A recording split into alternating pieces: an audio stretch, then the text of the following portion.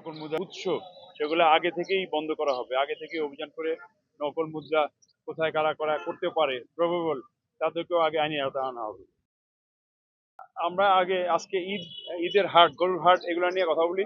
আর গরুর হাটের বিষয়ে এই ব্যাপারে আমাদের সহ সরকারের সংশ্লিষ্ট প্রতিষ্ঠান, সিটি কর্পোরেশন সবারই ব্যবস্থা আছে। আশা করি সমস্যা হবে না। আমরা তৎপর আছি, আমাদের পুলিশ কাজ করছে, বিভিন্ন সংস্থা কাজ করছে।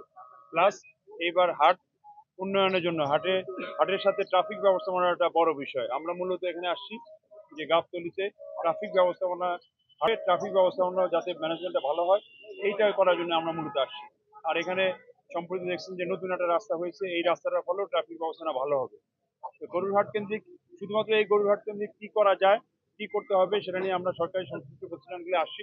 এখন সরেজমিনে আমরা দেখাই দিব কোথায় কি করতে হবে যাতে গরু নির্বিঘ্নে আসে এবং জায়গার মতো আনলোড হয়, যেখানে আনলোড হওয়ার কথা সেখানে হয়, যাতে রাস্তায় যাতে আনলোড না হয় সেটাও আমরা প্রতিরোধ করতে হবে এবং রাস্তা থেকে যাতে রিলোড না হয়, অর্থাৎ নতুন যে গরু কিনে নিয়ে যাবে সে পিক আপে উঠাবে, কোন জায়গায় পিক আপে উঠাবে আমরা নির্দিষ্ট পয়েন্ট কতগুলো করে দিচ্ছি, সেই পয়েন্ট থেকে পিক আপে উঠাবে, সেখান থেকে যাবে।